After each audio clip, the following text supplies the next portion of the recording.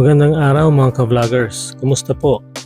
Ako po si Rick, isang immigrant dito sa Australia. Samahan niyo po ako habang tayo ay maglalakbay mula sa Clark International Airport papuntang Melbourne, Australia. Dadaan po tayo sa Singapore, pero bago po tayo mag-explore doon, gusto ko po munang ibahagi ang magagandang lugar dito sa Angeles City at Clark Special Economic Zone. Sa video po natin ngayon makikita nyo ang Balibago, Angeles City. Ang Balibago po ay kilala sa makulay na nightlife. Maraming bars, clubs at kainan ang bukas hanggang madaling araw. Sa Field Avenue, matatagpuan sa gitna ng Balibago ay kilala po bilang paboritong tambayan ng mga turista at locals. Isa itong kilalang entertainment district sa Angeles City. Maraming magagandang lugar na nag-aalok ng live music, dancing at iba't ibang palabas. Meron ding mga paboritong kainan dito sa Balibago, mula sa mga local na pagkain hanggang sa iba't ibang international na lutuin. Maaari kang mag-enjoy ng masarap na hapunan habang sumasabak sa gabi ng kasiyahan. Ilan sa mga commercial area sa Balibago ay may mga shops at boutiques kung saan maaari kang makabili ng iba't ibang klase ng produkto.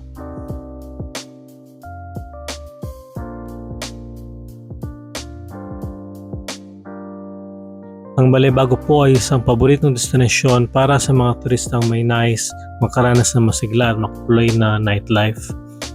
Maraming nagbibigay ng magandang reviews sa kakaibang karanasan dito. Ito rin po ay malapit sa Clark International Airport. So sa section po na ito, makita natin na nakapasok na po tayo sa Clark Special Economic Zone. Dito po marami pong mga facilities at industries sa Clark.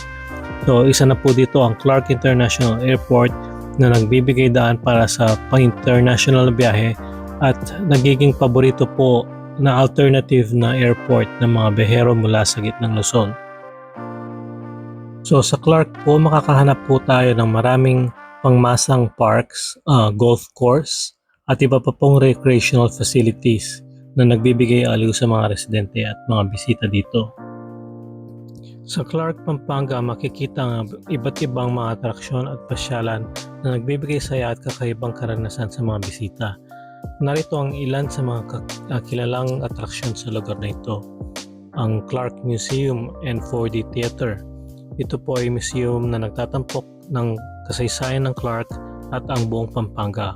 Bukod dito, maaari ring maaliw sa kanilang 4D Theater na nagbibigay ng immersive na experience. Clark Parade Grounds at Clark Picnic Grounds. Ito po ay isang malawak na space na madalas gamitin para sa iba't ibang mga kaganapan tulad ng mga parades, mga concerts at iba pang. Perfect po ito sa mga pamilya at mga barkada na gusto mag-picnic at maglaro ng outdoors dito. Sikat din po ang Clark sa Hot Air Balloon Festival grounds. So ang Clark ay kilala sa kanilang taunang Hot Air Balloon Festival na nagdadala ng libu-libong tao sa iba't ibang dako ng bansa para makita ng makulay na mga hot air balloons. Kilala din po ang Clark sa Mimosa Golf and Country Club.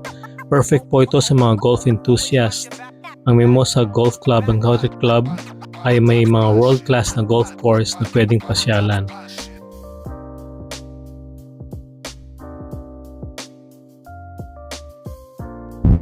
So sa section po na ito makikita na nakarating na po tayo sa Clark International Airport.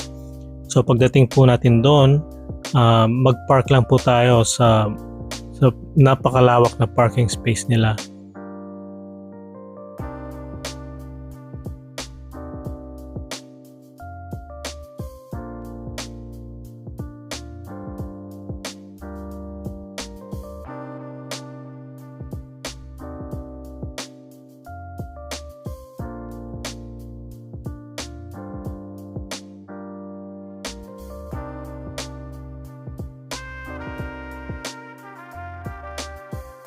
So dahil maaga po ang ating flight, nagbiyahe po tayo at make sure na nandito po tayo sa Clark International Airport mga around 2 or 2.5 hours po bago ang ating flight.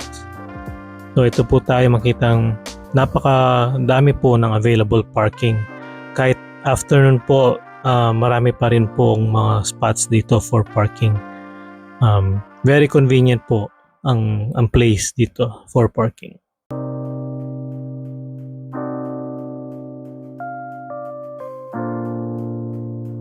So yan po, nakapag-park na po tayo at lalakad po tayo papunta sa main terminal po for departure.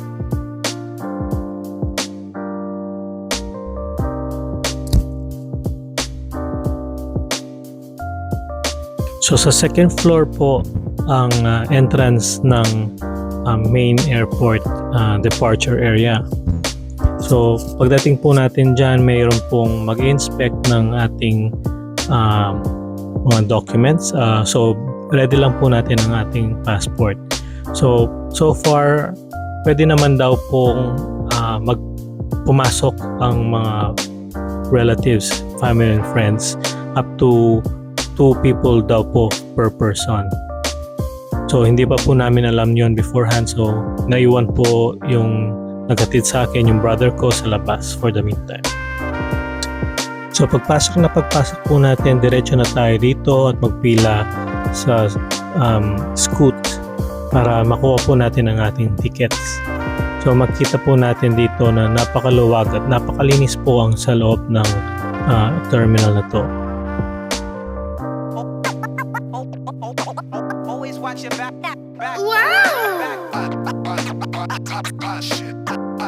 So yan po, malapit na po tayo at makita pong napaka-organized ng ating pila. So very good po, well done po sa Scoot. At this portion po, tapos na po tayong makakuha ng ating ticket at papasok po tayo sa area kung saan tayo maghihintay ng ating flight.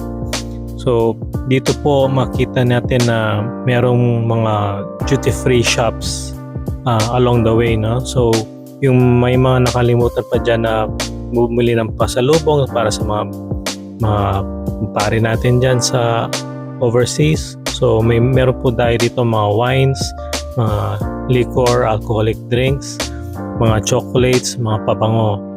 So meron pa pong time dito at this stage para magbili for additional pasalubong para naman sa mga ating mga friends and family sa abroad. So marami pa pong mga shops na hindi pa po nag-open, so very new pa po ang terminal na to. So hopefully in the future makita natin na mas marami pa pong mga shops na kainan at mga bilihan ng mga souvenirs at iba pa po ang hopefully na mag-open pa.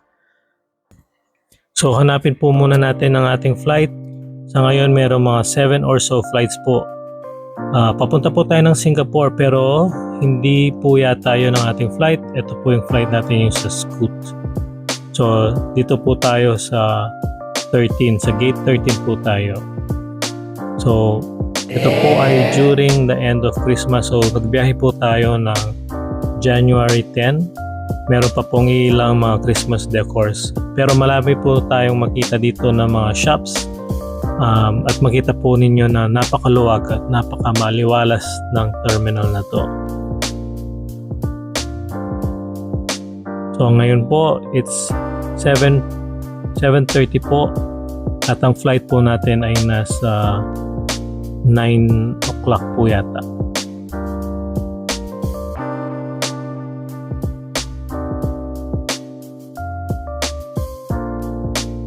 So dito naman po sa next section na to, makita ang location for payment po ng travel tax. Ito po ay particularly sa mga OFWs at usually po ay binabayaran po is 300 for reduced travel tax for OFWs or 1,620 po for full travel tax. Sa mga foreign passports po, wala na po itong bayad.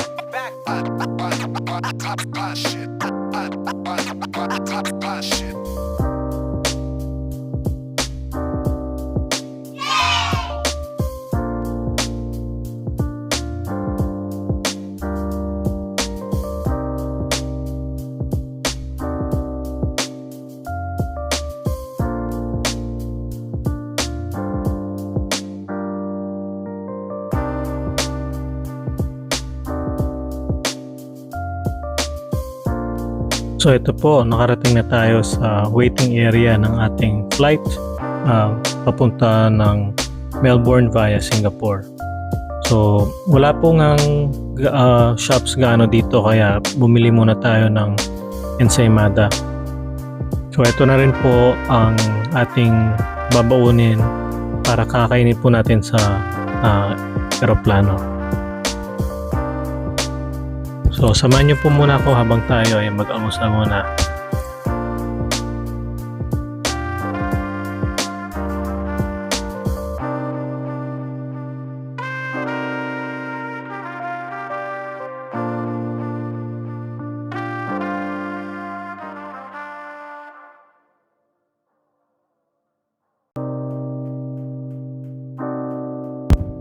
Ayan, nag-announce na po sila ng boarding. So check lang po natin ang ating tickets, kung anong aisle or seat number po tayo para mas smoother po ang pagpila natin.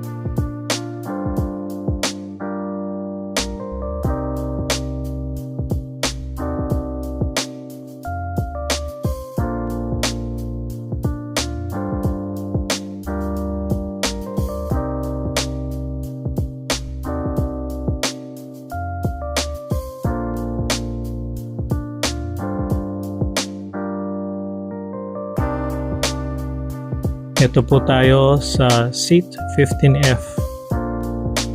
So, dito po yung seat po natin sa flight na to, hindi na po tayo nagpili. Dahil malapit lang po kasi yung Singapore, ilang oras lang po siya. Pero yung flight po natin from Singapore to Melbourne, nagpili po tayo ng aisle seat. So, before po noon, mas prefer natin kunin yung window seat para makapag-record tayo ng videos. Pero so far, pag malayo po yung biyahe, mas maganda pong nasa aisle seat para unrestricted po tayo. Pwede tayo magpunta ng toilet every time pong ma-feel natin na kailangan natin mag-toilet. So for convenience purpose po, I recommend po na aisle seat po tayo kapag long flight.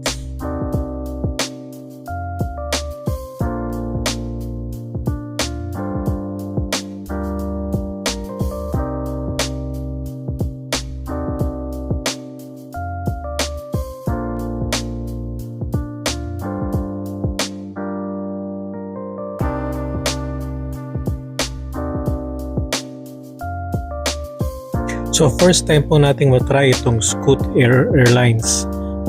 Usually po sa Manila po tayo using other airlines, pero makita nyo naman po napakabilis at napaka-smooth ang ating flight for today.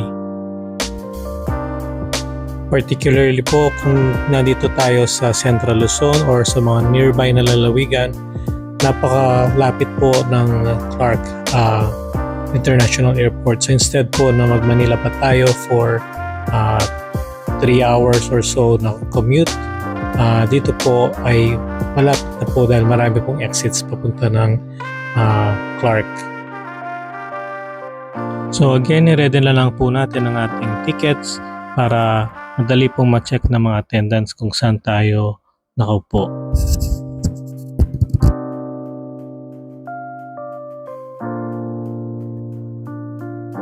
So ito na po tayo sa ating seat. Make sure po na kung meron tayong malaking carry-on, ilagay po sa taas sa compartment. Pero kung wala po, ilagay na lang natin ang ating bag or small bag sa ilalim ng seat in front of us. Usually po para maging komportable, inaalis ko rin ang aking sapatos pag nasa area na po ang flight. So try to be relaxed, try to wear comfortable clothes, shoes para mas relax po tayo sa ating flight.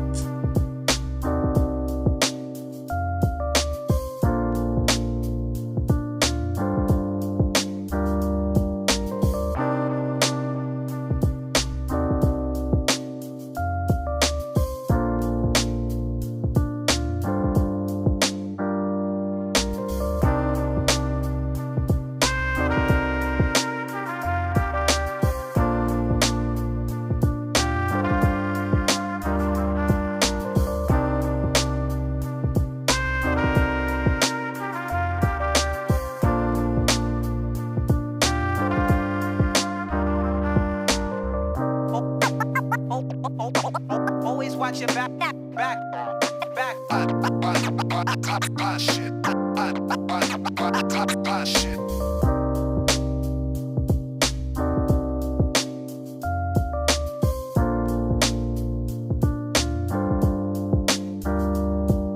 So 3.5 hours po ang ating flight from Clark to Singapore. Pagdating po natin ng Singapore, meron po tayong 12 hours na stay sa Singapore. So baka pasyal po tayo sa Jewel. Pakita po natin sa ating viewers kung ano makikita sa labas ng airport sa Singapore.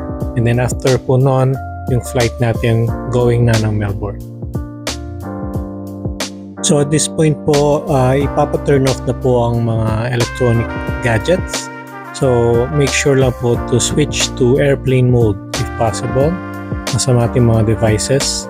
Pwede pa rin naman pong i-on ang ating mga devices. Afterwards, pwedeng gamitin pang load ng mga pelikula sa Netflix. So download na po kayo ng mga movies na gusto nyo panoorin or mga offline games po. So I would suggest download din po kayo ng mga offline games na hindi nagre-require ng data.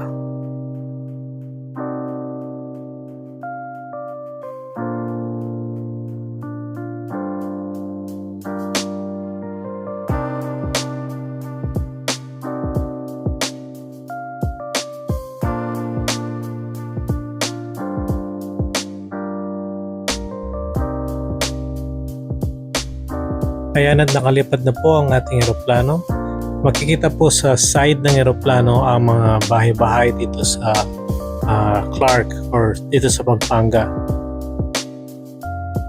So speaking po on behalf of all OFWs at saka mga balikbayans or mga immigrants sa ibang bansa, pag-alis po ng Pilipinas ay isa sa mga pinaka sort of depressing parts po ng buhay sa abroad. So makikita po natin umaalis sa ating bansa, pero in the long run po, isipin na lang po natin for the benefit po ng ating mga loved ones.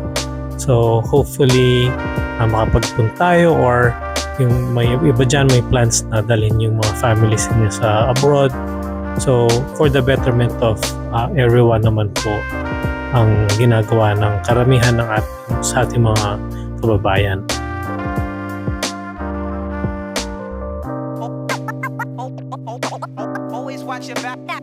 So ito po ay panandali ang pagpapaalam sa ating mahal na Pilipinas, pero by April po ay pupunta po tayo uli sa Philippines. Magpapasyal po tayo sa Cebu and Bohol. So see you soon Philippines, and see you soon mga kababayan.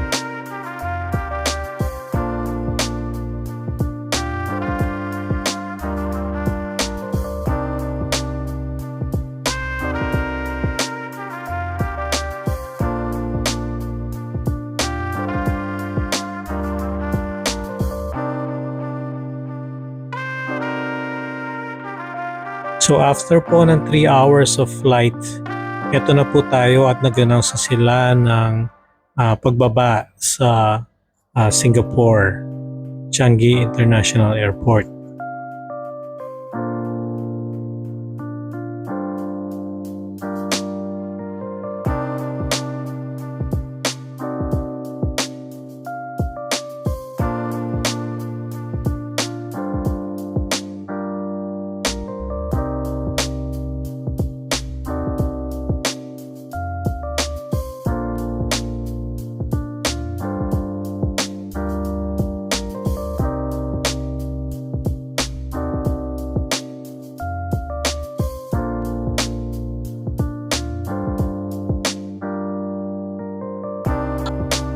So ang flight po from Clark to Singapore ay 3 hours and 45 minutes na non-stop.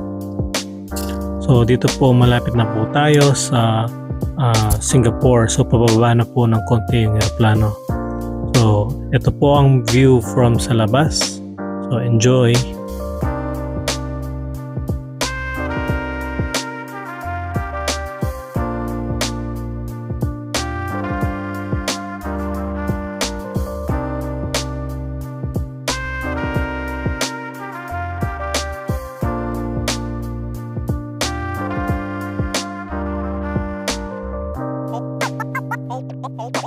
Always watch your back. Shit.